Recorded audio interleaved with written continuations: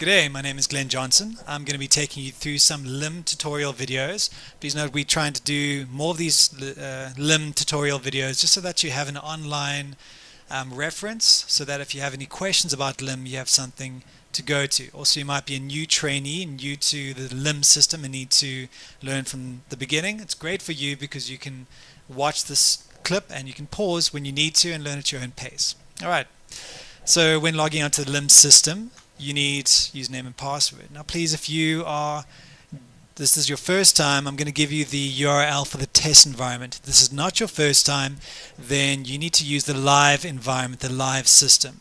Do not play around on the test environment, and it says it in the name, the URL. Just make sure you're on the right place depending on what you're trying to do. If you're learning, great. Test environment. Live stuff that you actually have to do for live projects that you're busy running, do that in the live environment. Alright. So to give you new people the URL for the test environment, here it is, http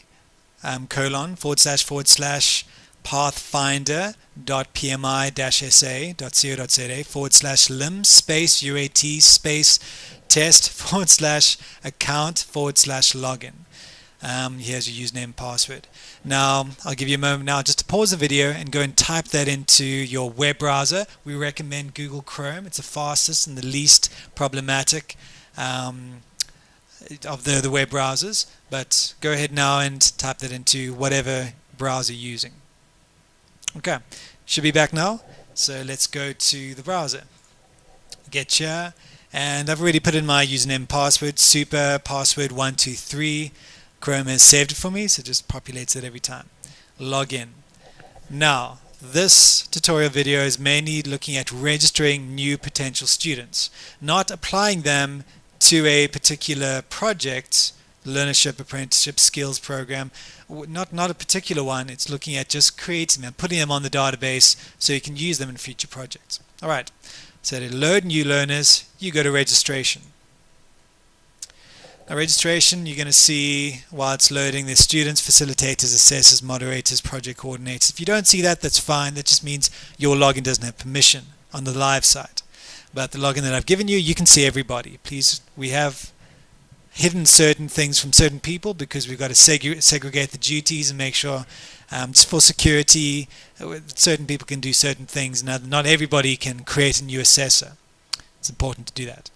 But this now has downloaded all 14,000 learners, assessors, moderators, all people on the system. It's a lot of information, so please, when you're on one of these screens, sometimes it does take a little bit of time to download or to process because it's downloading 14,000 learners.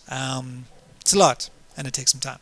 To search for learners, which is not your primary question right now, but to search for learners, you type in their ID number over here. Here's my ID number, 83201508080. It's found me over there, but you don't have to do the ID number. You can type in names. There I am right there. You can do whatever you want, and it just kind of filters the information that it's downloaded. Or you can go 83020150880 over here, and it's going to give you the ability to continue and go straight to that person's record. Because this ID number already exists, it brings up all my information over here, everything that has been put in previously. But you don't want to do that. You want to load a new person. So how do you do that? Instead of putting an existing ID number there, if the system figures out that this person doesn't exist, put a 2 there. If the system doesn't see this ID number on the system, when you press continue, it's going to create a new form to create a new learner.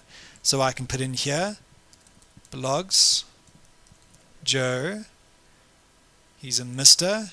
His date of birth is, I can click on April 2007.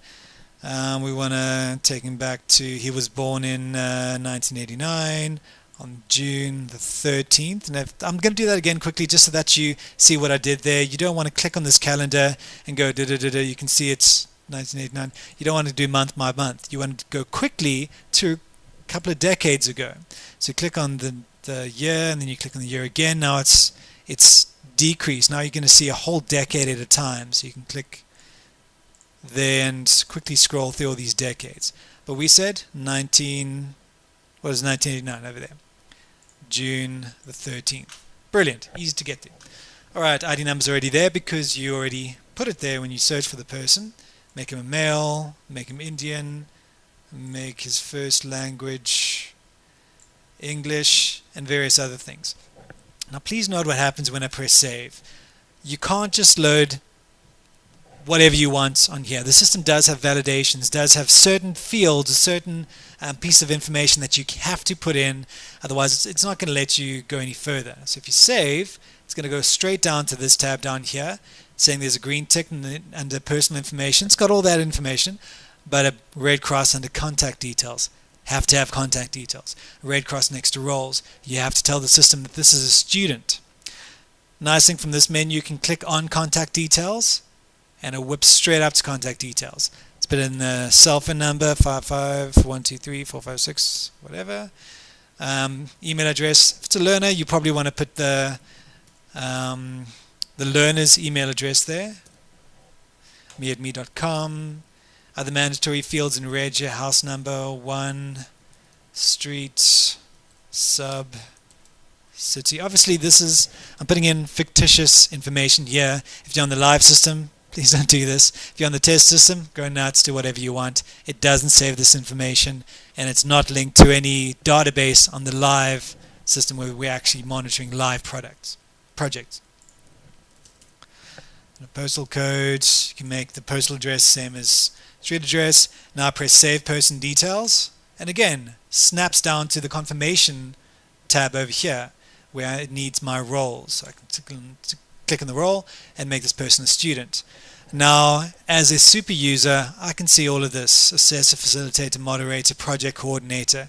You may be a project coordinator, you may not be able to see all of these in the live system. That's fine, you haven't been given permission. Don't panic.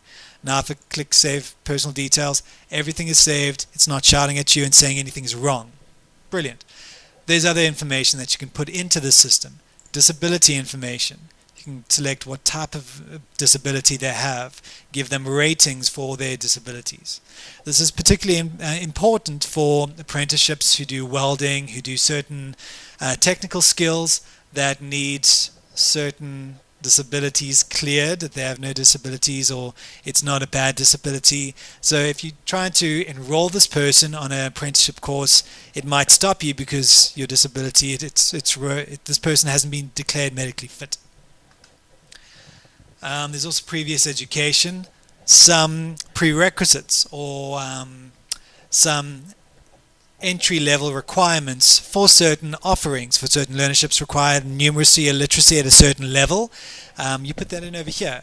If you're trying to enroll a learner on a certain project and you haven't, a project for a certain qualification, and you haven't said that this person is competent on NQF level 4 for mathematics or numeracy, it may not let you. It's going to shout at you. It's going to say, no, you can't, this person can't enroll in this learnership, doesn't meet the minimum requirements. So you put the requirements over here. Alright. Employer information, where they're working, you can put that over here. Documentation, doesn't show much over here, but you can upload a lot. We're going to have a separate tutorial video for this, but you can add various files from your computer. I'm just going to say car over here. Various different basic employee information or learner information that you can put over here and upload to the system for the document warehouse. But again, we're going to do this at a different stage, not at this stage over here. But once you're happy, you can save the details and you have your learner on the system. Let's do a quick search before we end up this video. Joe blogs. There they are, they're right there. Click on them. There's all the information. Alright, so I hope this was helpful. If you've got any questions, please, there should be people in your region that you can ask more specific questions. They'll be able to help you. But again, this is also one of many tutorial videos. There's going to be other tutorial videos on how to create the basics of a project, how to capture attendance, how to capture POE submissions, how to capture unit standard competency, and many more. Also the reports. So please watch the space, watch this channel, and see what else there is. Enjoy.